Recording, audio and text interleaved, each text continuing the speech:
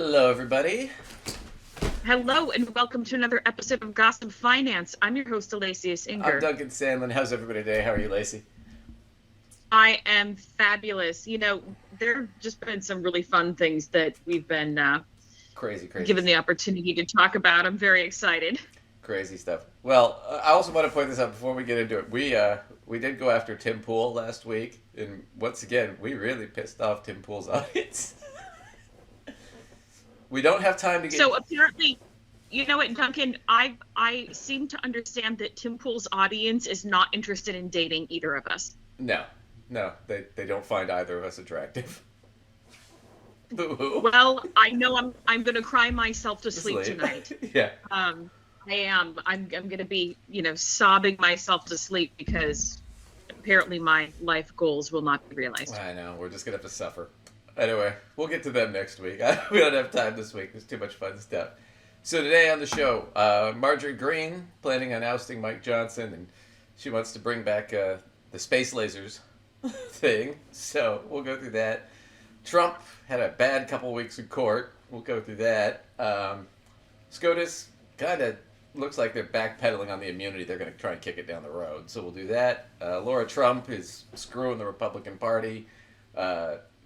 Republican MAGA guy screws up the Pledge of Allegiance, and Kristi Noem kills her puppy. So all that and more is what we'll cover today. Puppy killers. Puppy killers. Oh, God, it's election year. But we're going to start out with Marjorie Greene, or as everybody's calling her, Moscow Marjorie now. But she announced this morning that she's planning on doing a vote to oust Speaker Mike Johnson. So that'll be the second one they've done now in, a year? So... We'll jump into that. Oh my goodness. I'm so excited. Okay. I'm so excited. All right, here we go. And so next week, I am going to be calling this motion to vacate. Absolutely calling it. Is she a serious lawmaker? I don't think she's proving to be, no. She's the most serious representative up here. Former President Trump has said positive things about the speaker and has said he doesn't favor a motion to vacate. Aren't you defying the former president's wishes? The ever-escalating MAGA civil war waged primarily between... So she's doing it. They what screwed it a up. moron! They literally only have it by one. By one! Well, yeah, and Trump doesn't want him gone because Trump is going to try and use him to overturn the election if it doesn't go his way. So Trump can't have the Republicans losing power. They have one vote, like Lacey just pointed out. The upside is this, is the Democrats will probably vote to keep him in place. Just because right now he's kind of a useful idiot, and that party's so disheveled, they're not going to get anything done. So it doesn't really bode well for the Democrats, because why take over now when everything's for shit and get blamed for it? Right? Better to kick their ass in the election and then take over. So that's kind of how. So he'll probably survive this, but just barely. We'll see. Well, I don't know. I can't wait to see what they do. I don't know if I have an opinion of whether I think they'll keep him or they'll get rid of him, but I think this is super moronic of Moscow Marjorie here because, if she actually succeeded at getting him chucked out the door, she realized what she's doing? Yeah, oh my gosh. She's fucking them right before the election cycle. We'll watch another clip on this. This is crazy. So this is CNN. A major opponent who does not want to give another cent to Ukraine, somebody who has Russia's backing.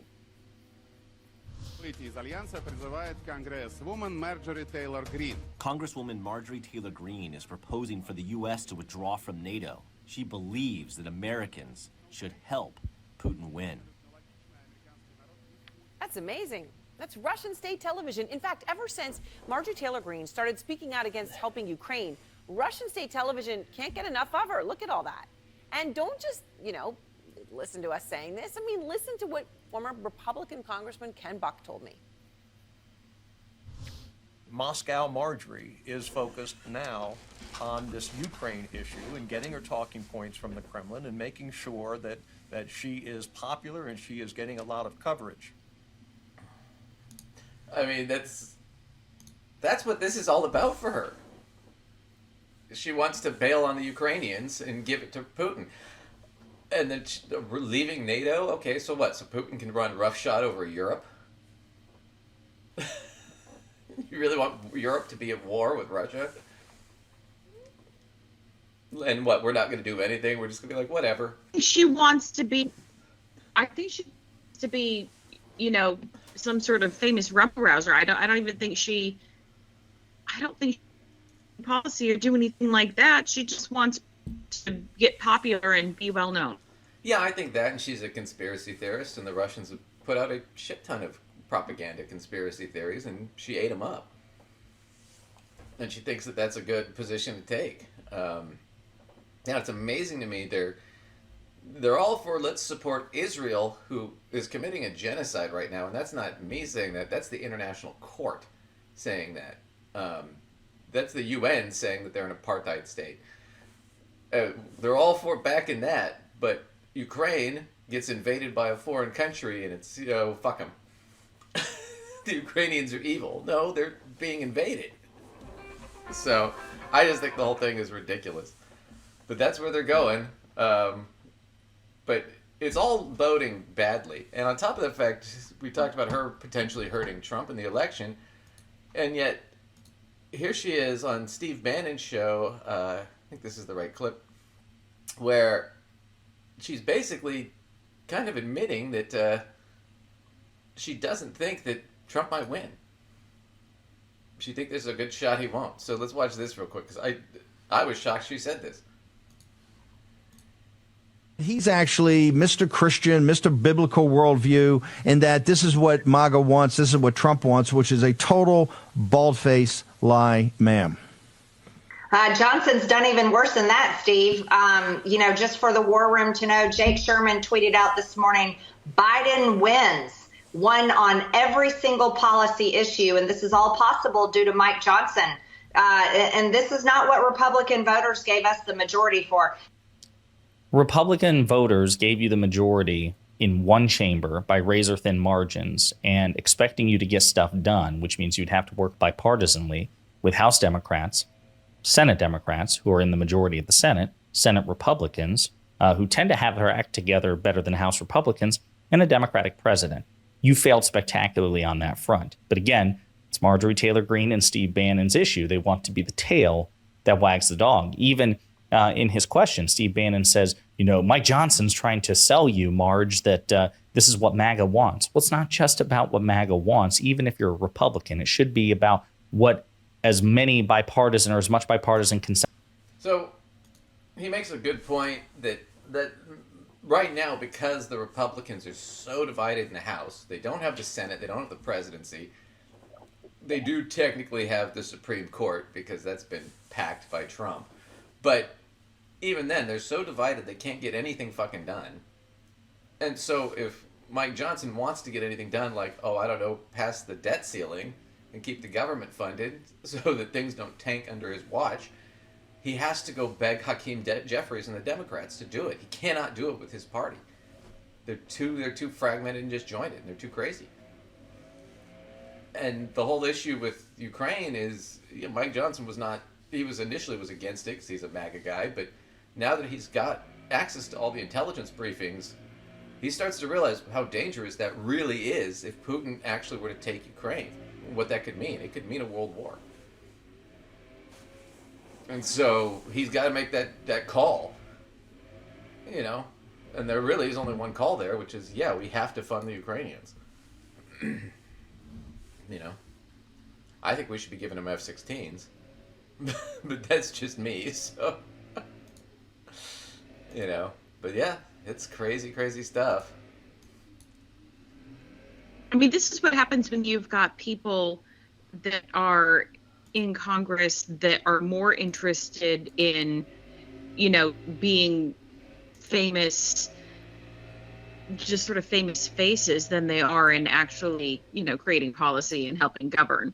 Right. Because this is just some, you know, crazy popularity contest. She's just trying to get clout wherever she can, really. Oh, yeah. this is just, it's all about her being famous and popular. So I just think the whole thing's crazy. And I got one more crazy thing from her, because it came back again. So this just fucking goes nuts. So we'll watch one more thing just because it's insane.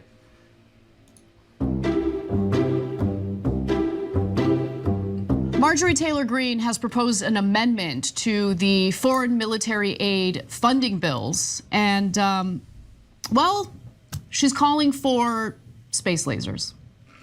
Oh, come on, No, after all this. But I'm not kidding. I know it sounds like a joke, right? It sounds like, oh, look at these lefties. They're just dunking on a Republican. There's no way she would. No, she did it.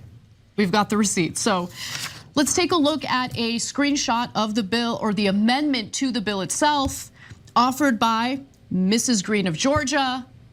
By the funds made available by this act, such sums as necessary shall be used for the development of space laser technology on the southwest border. I almost have nothing to say about that because it kind of speaks for itself. I mean, you can't make this up. Space laser technology. Oh, but you know what? Because it's so stupid. It's like reminds me of, what was it, the second Austin Powers movie where we're gonna put a laser on the moon. I mean, it's that comical. I mean, I know she was talking about it because we gave the Israelis have a laser technology to shoot down missiles. Right. And it works fairly well. But the thing about it is when's the last time somebody launched missiles at us from Mexico?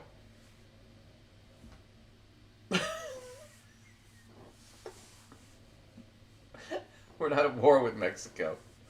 I know she wants to be. I don't know why. Yeah, why? Why is beyond me. Completely beyond me. Yep. Crazy, crazy stuff. Anyway, that's that's your Republican Party, ladies and gentlemen. Working their magic.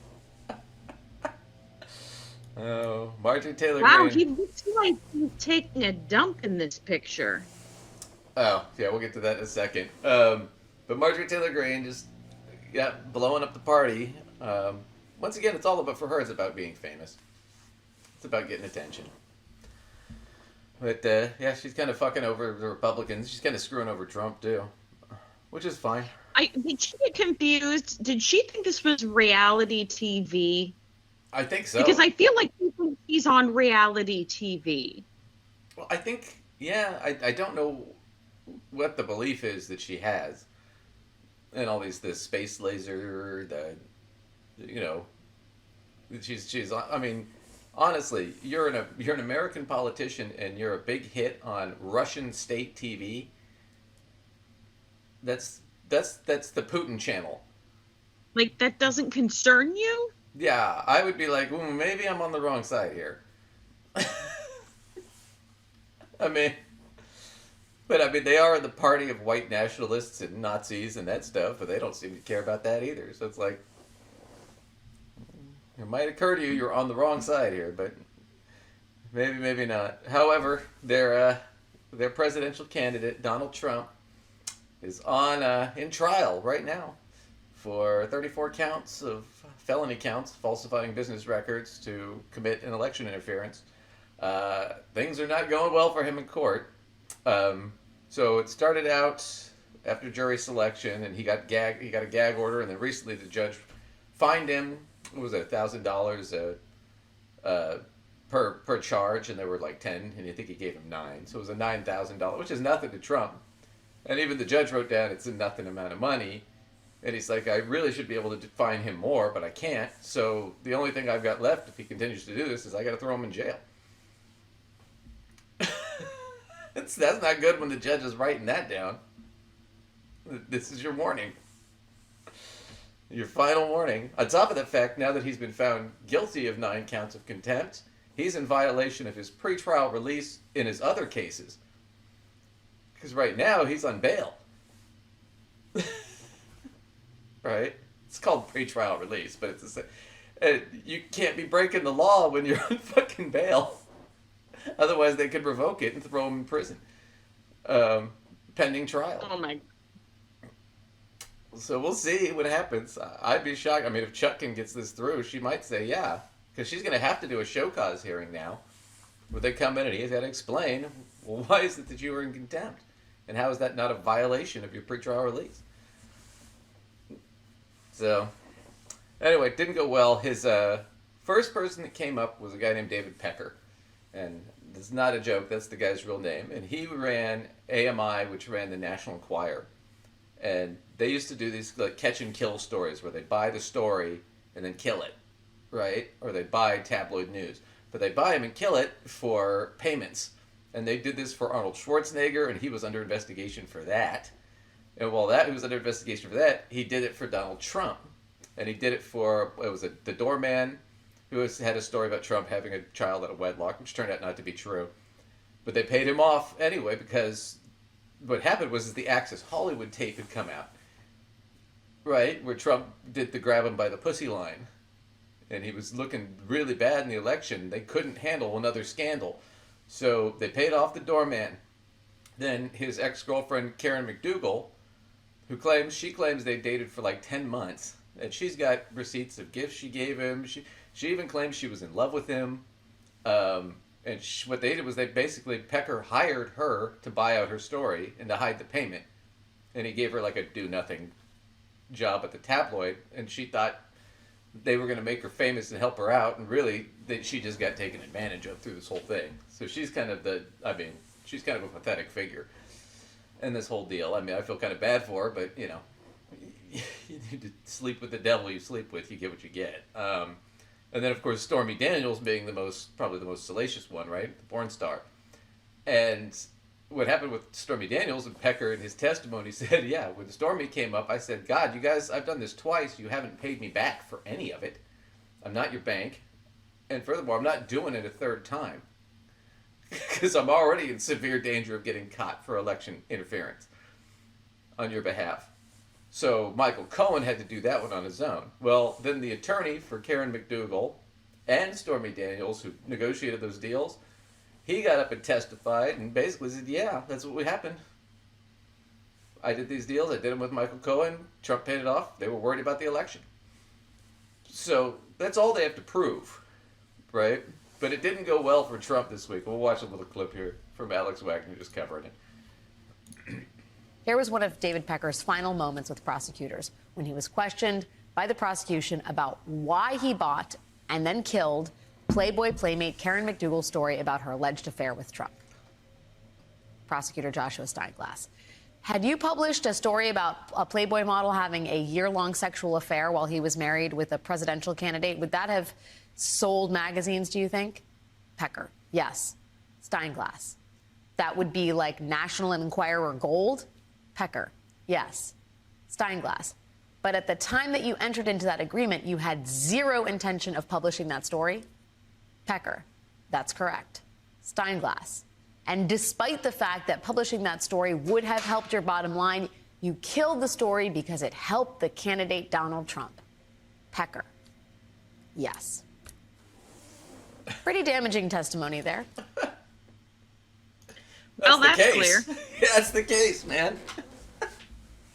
Yes, we did it to cover up these stories to influence the election. And we lied about where the money was coming from and what it was for on our business record. So it's a felony. Yeah, and Trump right now he's pissed. Yeah, he's still denying the affairs. He's telling his lawyers he really wants them to go after Karen McDougal and like berate her. And it's like, dude, she's the most sympathetic person in this case. She was just a naive idiot who thought, you cared about her. I mean, right? I'm not saying she's a good person or anything, but still, it's like, she didn't really do anything, I mean, other than sleeping with a married man, she didn't do anything illegal or terrible here. But yeah. No. And they're going to go after her, and it's like, it's so stupid. At this point, with the jury, they're not going to believe, because Pecker is corroborated now by their lawyer, or her lawyer, right? And the relationship is corroborated by Trump's former personal assistant. She corroborated that whole thing. So now once Michael Cohen and Stormy Daniels get up, even though they have some credibility issues, everything they say is already being corroborated. And even David Pecker, when he was on the stand, said that he still thought of Trump as a mentor and a friend, but he took the deal because he had to cover his ass, because he didn't want to get busted for this.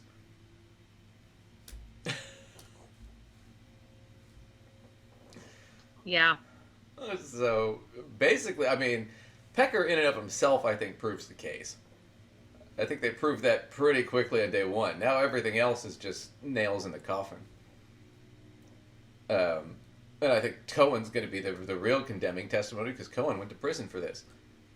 And Cohen's going to say, yeah, I did all of this at his direction. He's already said it to Congress when they asked him about it. So, yeah, I don't know how you don't find him guilty.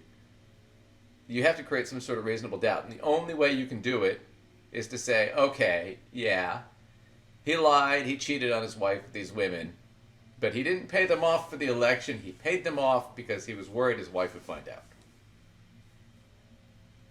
But everybody said, yeah, he didn't care what Melania thought. What are the chances Melania would care? No, as long as he's not sleeping with her, I'm sure Melania doesn't give a shit. Right, no kidding. As long as I don't have to put up with him, she's like, I don't care. She just doesn't want it public because it looks bad. Right. It's kind of the same thing with like Bill and Hillary Clinton. I mean, Hillary knew he was having affairs for years. She just got pissed when it became public. And it's like, really, Bill, the fucking intern? It's like, and of course, it's the same thing. Who was the ultimate victim in that? It was Monica Lewinsky. It was just a 22-year-old girl. And Karen McDougal's going to come out the same way. You know?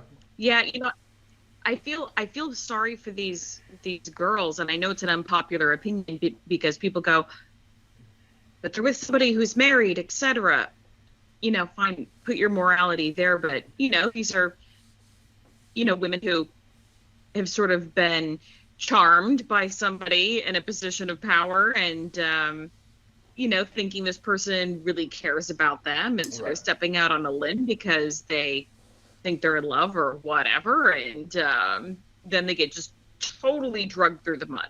Oh yeah, because when you're having an affair with a powerful person like that, it's not them that's going down. They will throw you under the bridge, under the bus, right? Long before they face any consequences. That's just how it goes. But yeah, so he's cooked. I mean, there's not really much else to say about that trial. I mean, we'll cover more of it later, but he's really fried, I think. And in fact, it's so bad. We'll skip to this because I had to put this clip in. This is Michael Popak, and he reported on this. I thought this was great. So check this out. This is how bad it's getting for Trump. Legal AF hot take. Well, the glass ceiling has been broken. The Secret Service is talking about the possibility that Donald Trump could be jailed or imprisoned as a result of one of his criminal trials. We always thought they were talking about it behind the scenes, but the New York Times reports that, yes, the Secret Service is in talks with law enforcement under a scenario where Donald Trump would be jailed. That's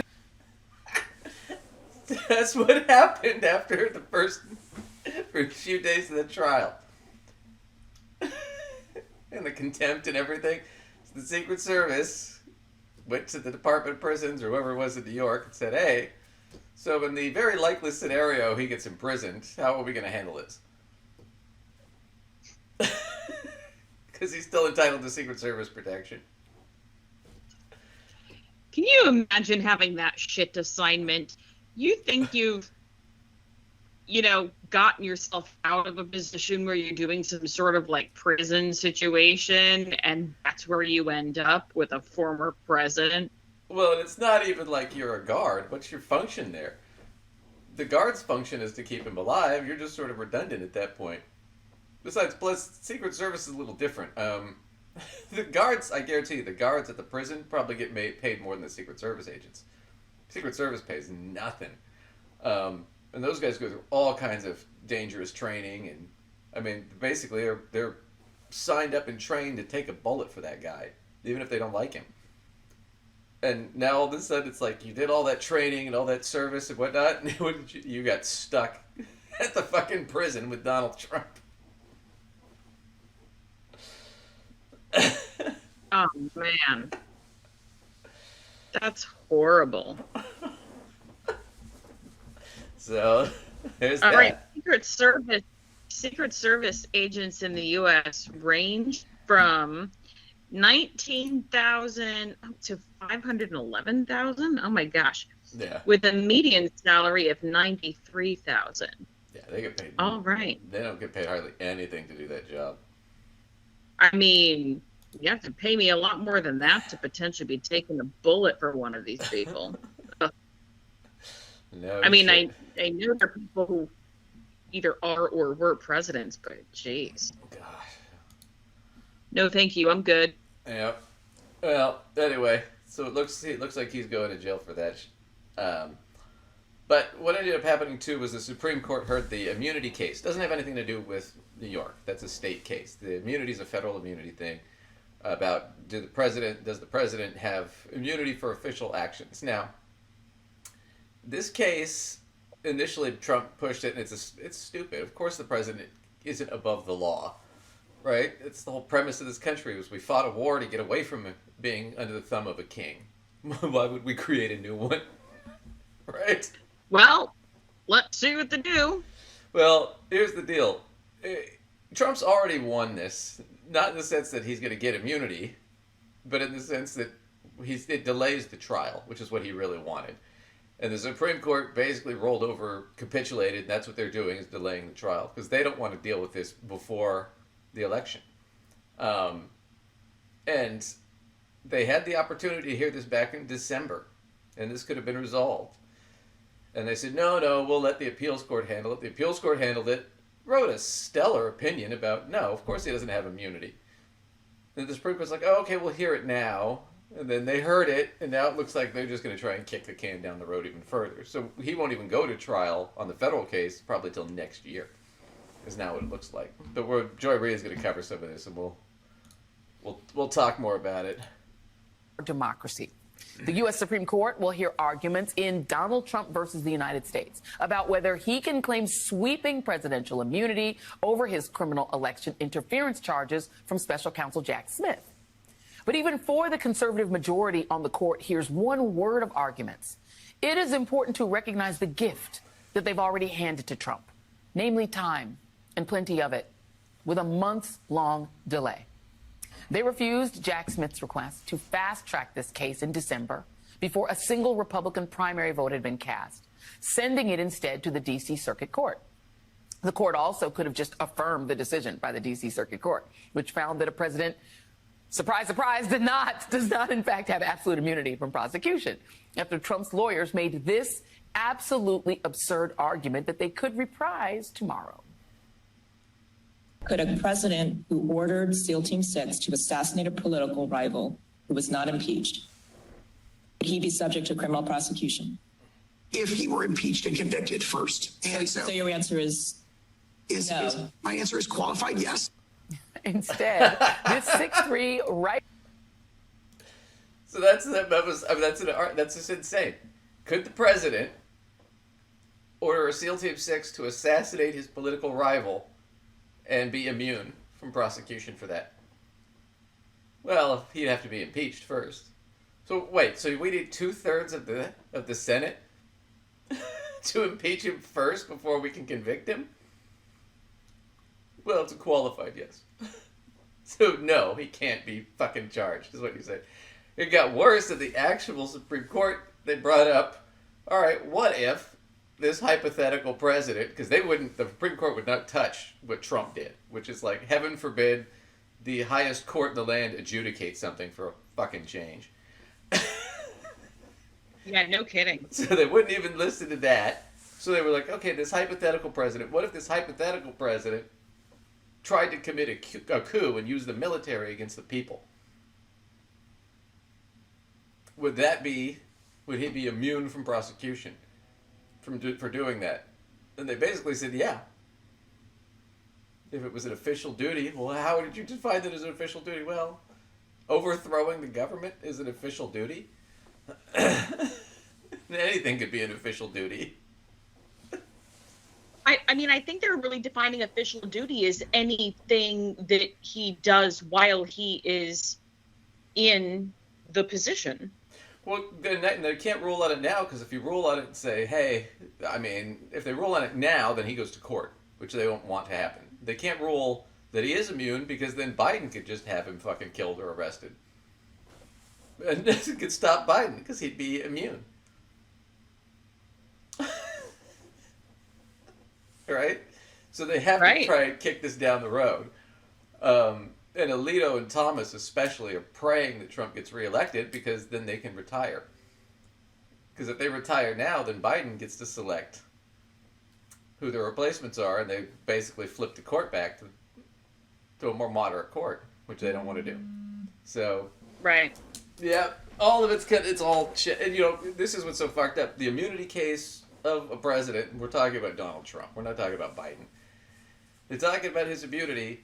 3 of the justices were selected and appointed by him. One of the justices, Thomas's wife, is involved in the insurrection on January 6th. And nobody even thought of the word recusal.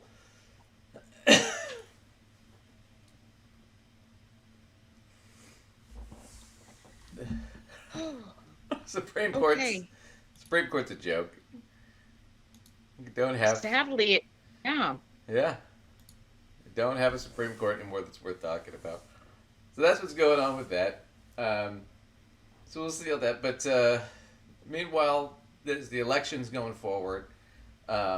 Interesting news is that Trump has basically bled out the Republican National Committee. He put his daughter-in-law, Laura Trump, whatever it is. So she's in charge of the money, and basically it's all going to his legal fees. So if you've given money to the RNC, that's what's happening. They don't have any real campaign money or anything. As where Biden's got campaign offices in all the swing states now, and he's out campaigning real hard while Trump's in trial. It is actually funny to see the comparison where you see like Trump in trial and you see Biden out on the campaign trail eating ice cream and shooting the shit with people. Just to kind of squeeze. Look, see, I'm a normal guy who has his freedom. I'm not in trial for trying to hide an affair to win an election. So, but meanwhile, the Trump's campaign is doing nothing. I mean, it's all trash, and it's gotten even worse because Laura Trump's got her new scheme. And we'll get into this, and this has been my solace. Who work for the RNC, who are going to be physically handling ballots during the election, which is not legal. Listen to Lara Trump in her own words, and then let's talk about it. Play this clip. Now have the ability at the RNC not just to have poll watchers, people standing in polling locations, but people who can physically handle the ballots. We want people all across this country. Can we do this? I want to hear. This is really fascinating to me. So you have 100,000 people who are they? I think I saw paid at one point, but whatever, irrelevant. But so they will be stationed inside polling places. I didn't even know you could do that. Tell us about it. Yeah. So there was a moratorium for about 40 years on the RNC actually training people to work in these polling locations and the tabulation centers where the mail-in ballots come in. And last year, the judge who implemented that passed away, so that was lifted. And that gives us a great ability as we head into what I assume everyone understands is the most important election of our life. So, I don't even know how to begin with this. So what she's saying is we're going to have our people that we paid, our loyalists, in there, and they're going to handle the ballots.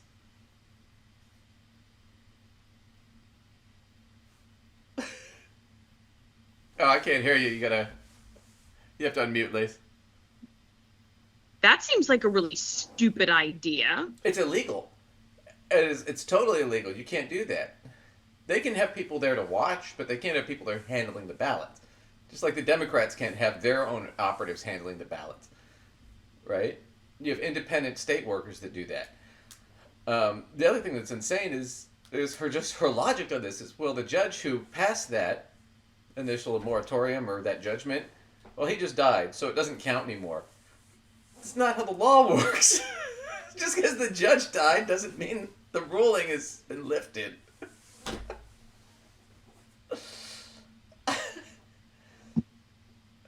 I was found guilty of murder, but the judge just croaked the other day, so that gets lifted, and I get to go home. So, guess I'm in the clear then. It's just fucking. I can't even. Yeah, it's insane. I don't know what to. I mean, it's. They have no money, and they're wasting their time doing this illegal shit. They don't even. I don't think they plan on winning. I think they plan on trying to rig it. Well, I mean, they were already broke too, and now they're just bleeding everything out into his legal fees. That's not good for the already broke Republican Party. No, and he's stuck in court. You know, if he gets convicted, he's really fucked. I don't know where you go from there. And they have no money to try and get anybody in office. I mean, it looks like they're gonna lose the House. The Senate is up for grabs, but the Democrats at least have money to run people and run ads. The Democrats are gonna get to set the entire tone for the election. I'm not upset about any of this. I'm just saying that's what it is. And meanwhile, they're trying to limit their power in the House, which is the only part of the government they control. They're infighting and eliminating their own power within the House. They don't want to govern. They want to be the minority party. But here, Brian Tyler Cohen and Glenn Kirshner, who I think Glenn Kirshner's in here. No, I forget this other guy. He's a different lawyer. But they cover this a little bit. But it's just insane with the Laura Trump thing. This is Democracy Watch. So, Mark, I want to turn your attention to a statement from Lara Trump that sent shockwaves through this country just ahead of the election. We now have the ability at the RNC not just to have poll watchers, people standing in polling locations, but people who can physically handle the ballots. Okay, so first off, what is she talking about? And is it true that the RNC can have their operatives physically handling ballots? Okay, so first of all, let's start with the second question. No, the RNC cannot have its operatives who are poll watchers handle ballots. Like, one of the cardinal rules of election administration in this country is that observers cannot handle ballots. Partisan, observers or challengers or whatever you call them do not touch ballots. They can't even like put their finger up against the ballot that someone else is holding. The ballots are handled very, very carefully, and they are only handled by the actual election officials. Now, in terms of, what she's talking about, like, there's two possibilities here. One is she is actually revealing a plan that the RNC has to infiltrate election offices with partisans to, in fact, mess with the ballots. And I would, in a normal world or in a normal year, discount that, because you'd say, well, that seems far-fetched. But let's just remember the person, one of the three lawyers that the new chair of the RNC hired, the one that he hired to run the election integrity program of the RNC, she was just indicted in Arizona for election subversion. So that's the other big kick. The story I'll cover it later, but in Arizona, they just did what Georgia did. They just indicted a bunch of people for trying to interfere with the election. And the only person they haven't indicted yet is Trump. They indicted all the others, most of them that were involved in the Georgia scheme. And the woman who is now running the election integrity for the RNC, that's appointed by Donald Trump and Lara Trump, has just been indicted for election interference in Arizona.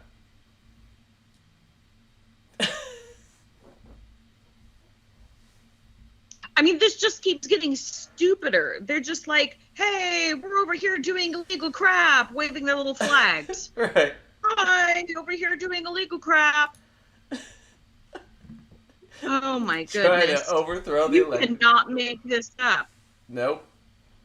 So that's what's going on. I mean, I don't know what she thinks. Is that really their plan, or is she just confused, or what?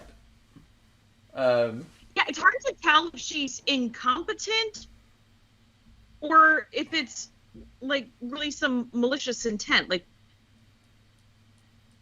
is this your plan, or are you an idiot? I think it's both. Most criminals are not ultra bright. If they were, they wouldn't be criminals. It'd be a lot harder to catch. Right. You know, I think that's the deal. I think she kind of knows it's wrong, but I think she thinks she can get away with it. And she doesn't realize that she's basically confessing to election fraud on television. This is like announcing you're going to rob the bank before you try to rob the bank. But she doesn't think anybody can do anything about it. So we're going to have our bank observers handle the money? Yeah. Yeah. Like, are you kidding? And it's all going to be overseen by this recently indicted bank robber.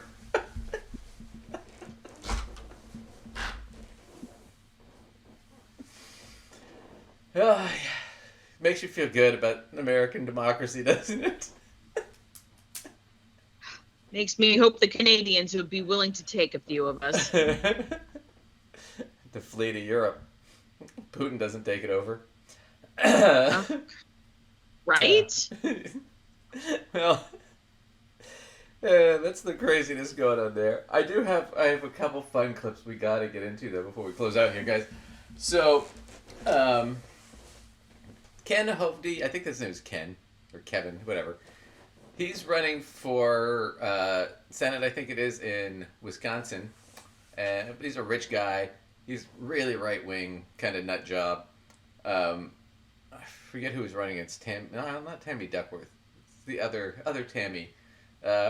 He's not going to win. He's going to get his ass kicked. But I wanted to jump in there because he is, like, remarkably stupid. And this campaign is not going well for him. But I want to show you. Here's one of his campaign ads. It's a short one.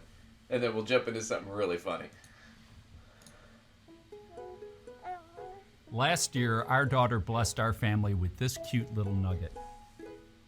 We're supposed to leave our next generation better off. But because Washington politicians have spent our money recklessly, he starts out owing hundreds of thousands of dollars of debt. It's wrong. The spending needs to stop. Unlike career politicians who drive us deeper into debt, I'll fight for him and for your children to have a better future. I'm Eric Hovde.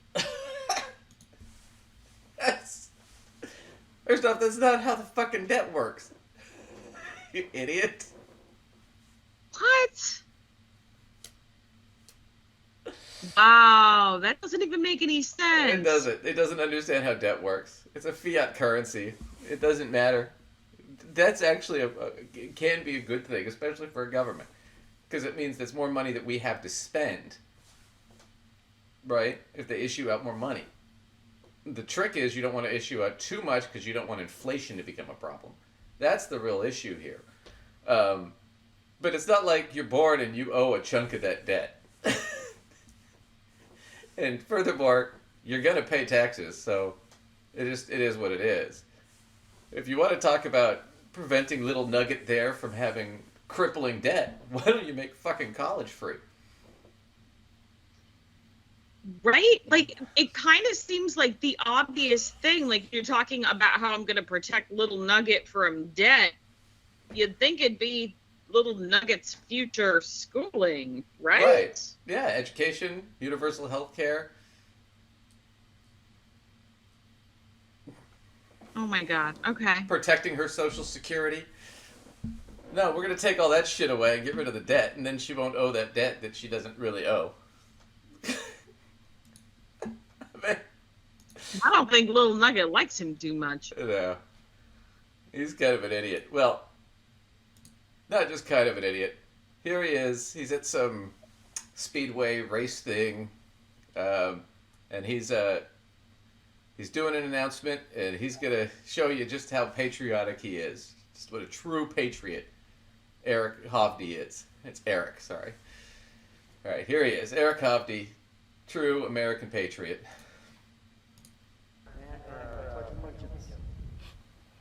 Thank you. We're all so blessed to be part of the greatest country in the history of mankind, America. America has given more prosperity, freedom, to its people than any country in the history of the world. It not only saved the world once, but twice in the last century from oppression and tyranny. I'm proud to be an American. I love my country. So let's say the Pledge of Allegiance together. I pledge allegiance to the flag of the United States of America and to the republic for which it stands, indivisible, with liberty and justice for all. Oh, well, that was a moment. Another Pledge of Allegiance. Okay, so you know what? In the era he was going to school, because I know it was a thing when I went to school, we were saying the Pledge of Allegiance every single morning. Mm-hmm. So there's no reason not to have that memorized. Yeah. Well, I learned when I was a kid. I learned it from the Porky Pig, but it was the old one from the late 40s, from World War II, before they added Under God. So it was I pledge allegiance to the flag of the United States of America and to the republic for which it stands, one nation, indivisible, with liberty and justice for all. He just got schooled by a fucking socialist. I'm more of a patriot than he is. Let's all stand up and praise the innocent all state parts children. of this sort of scare and simultaneously amuse me. Like, I don't even know. Well, and what kills me is he thinks it's called the Pledge the Allegiance.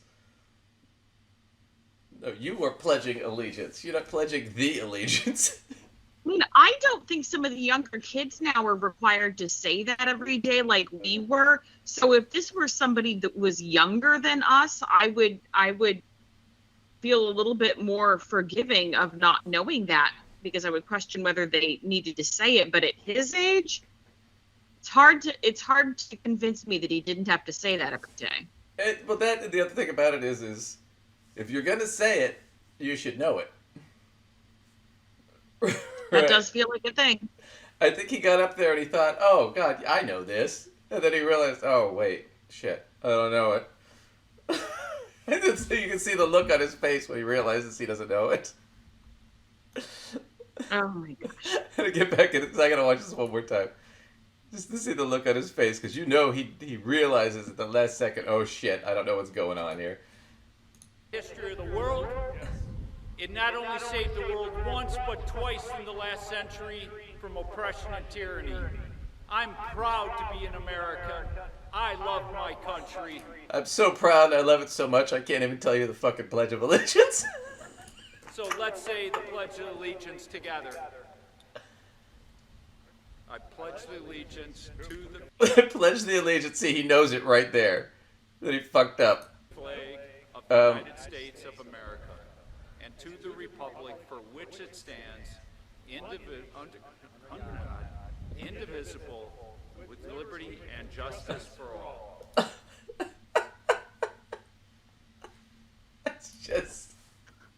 You know what? I don't want to watch this ever again. It gives me anxiety watching him do that wrong. Bomb all the way to MAGA, ladies and gentlemen.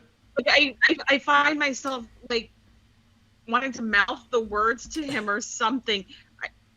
I don't know this guy from Adam, but it's painful to watch him mess that up. I feel like that could be a commercial in itself, you know. They're patriots, da-da-da, and then you show him fucking it up, and then you end it with just MAGA on the screen. Maybe we should create our own series of MAGA commercials. Right. You could even end that bit with vodka. Right? Jaeger. Oh, man. Oh, Jesus. So that's Eric Hovde. Oh, wasted his money on trying to run in Wisconsin where he's going to get his ass kicked. But speaking of, we got one last dipshit. So we got Greene, we got Hovde, we got Trump, we got them all. But we got one more to cover, and that's Kristi Noem. Kristi Noem right now is was one of the top picks for Trump's VP candidate. Not anymore. And this is why. And it's pretty funny. So this is the Midas Touch again. But she's going to talk about this. This is really crazy. Remember when Senator Mitt Romney got dragged for tying the family dog's crate to the roof of his car on a cross-country drive? I remember that story. Well, MAGA Republican South Dakota Governor Kristi Noem raises Mitt several levels on the animal cruelty scorecard. Noem recounts a few stories about how she's killed her own animals in her new book, No Going Back, The Truth of What's Wrong with Politics and How We Move America Forward. Well, Noem appears to think that the way to move America forward and to sell books is to tell stories about more Republican bloodshed and carnage toward the family pets. Here is the puppy, 14 months old, named Cricket, a wire hair pointer. Noem, who is angling super hard, like doing the absolute most to be named Donald Trump's VP pick, says that the dog, a female, had an aggressive personality and needed to be trained for pheasant hunting. And this is taken from an article reported in The Guardian regarding her book and the story. By taking Cricket on a pheasant hunt with older dogs, Noem says she hoped to calm the young dog down and begin to teach her how to behave. Unfortunately, Cricket ruined the hunt, going, quote, out of her mind with excitement, chasing all those birds and having the time of her life. That is very normal behavior for a hunting breed, a young dog. Well, that's normal behavior for a dog that hasn't been trained. Especially a puppy. Yeah. I think that's just puppy behavior. Well, furthermore, it's one of those, and I'm not a hunter or anything, but why are you bringing an untrained dog on a hunt? It's just going to scare off the game and piss everybody off. I don't know. I know literally nothing about that. Yeah, why it's like bringing somebody to go golf with you that's never golfed before. It's just going to be miserable for them, and they're going to slow it down and piss everybody off. Why would you do that? Right? So she's already an idiot. Oh my God, I have to train the dog? Dog who has not been properly trained. Continuing on in this Guardian article, Noem says that Cricket then chased down and killed a neighbor's chickens. At that moment, Noem says, I realized I had to put her down. Noem, who also represented her state in Congress for 8 years, got her gun, then led Cricket to a gravel pit. It was not a pleasant job, she writes, but it had to be done. And after it was over, I realized another unpleasant job needed to be done. Incredibly, Noem's tale of slaughter is not finished. Okay, we'll get into the second murder here in a second. Because this is already fucking insane. Alright. So your dog gets into your neighbor's yard, kills a chicken. Okay, I looked that up. And there are in South Dakota, where she's at, the judge can decide that the animal needs to be put down if it's too wild or it's too much a threat because it killed somebody else's property. Right? Right. I don't know that I agree with that necessarily, but also in South Dakota, if that's the case, Kristi Noem, her and her husband, because it's their dog, they would have been tagged with a misdemeanor for neglecting their pet. Oh. Because their pet got out and killed somebody else's property, somebody else's chicken. Because basically they weren't being responsible pet owners or whatever. Right. You got to keep track of your own stuff. So this whole thing is really stupid. So even then, let's say, because she didn't get charged for this, let's say this all went out and the judge did say that the dog had to be put down. Because nobody said the dog had to be put down. And apparently the neighbor was willing to let it slide. Right? This is her just, I don't want to take care of the dog anymore. And the dog is still a puppy at this point. This is not like this is a full-grown dog. This is still a young dog. And instead of the normal thing you do, and I don't know if you kids know this, it's not the 1930s anymore. You don't just go shoot the pet. Because there's no one else to take it to. In the modern era, if you have to put an animal down, you take it to the vet. And they put it down painlessly. So what you're saying is we are not living Old Yeller. Yeah, exactly. This is not, Okay. This is fucking insane. Yeah, she's just insane. But it gets worse. Because she's not done with the killing. She's got the blood on her hands. She's got a taste for it now. Oh my God. is going further. She then remembered that the family had a goat that, in her words, smelled, quote, disgusting, musky, and rancid. So she decided to kill the goat the same day she shot Cricket. Okay. So, we also have a goat, and it smells musky and disgusting and rancid. Like, oh, I don't know, a fucking goat? Have you ever smelled a goat? Have you ever eaten goat? Well, no, but apparently, no, she hasn't smelled a goat, but apparently she's killed some. Well, then she had one, so she goes to kill it, and it gets worse. This is all from her book.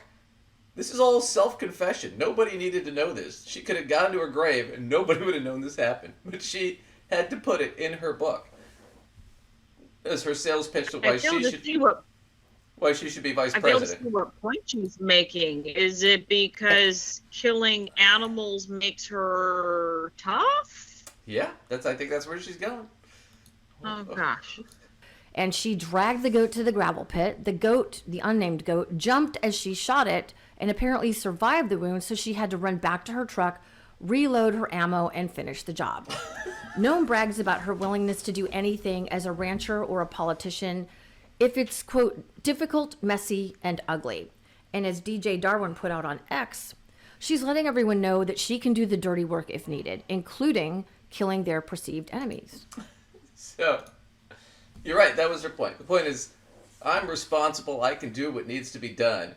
Well, no, Kristi, you're not, because if you'd done what needed to be done, you would have trained the dog, and you wouldn't have let it get out and kill the neighbor's chicken. You didn't do what needed to be done. You took the easy way out. When it was too difficult to take care of the pet, you shot it. You didn't even take it to the fucking vet or give it up for adoption. You were too lazy to do that. You just dragged it out into the gravel pit and shot and killed a puppy. You just stuck a gun in its face and said, "Make my day," and then... Well, folks, this is your Republican Party. Well, the goat thing, too. It's like, if the goat smells, sell the goat. Give it away. Was there any need to shoot the goat? And even then, you can't do what needs to be done, Kristi, because it took you 2 fucking tries and you didn't even bring ammo with you. So after you shot it and it was still alive and suffering, you still had to go back to your car and get more bullets? You couldn't even get it done the first time. What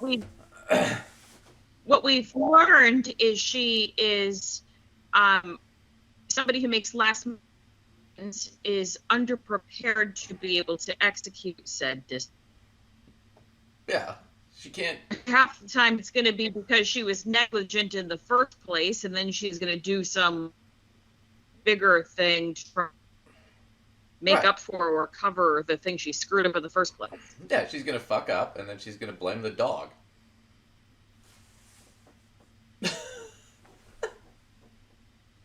Uh-oh. I lost you there for a second. You still with me? Yep. So that's Kristi Noem. Dog killing Kristi Noem. But guess who's now off Trump's short list for VP? She fucked that up. Yeah, wow, okay. Think about it. Think about how fucked up you have to be too sick for Trump. Mr. Grab him by the pussy, I could murder a person and not lose a vote. But killing the puppy. Wow, I guess now we know what a bridge too far is for that fucker.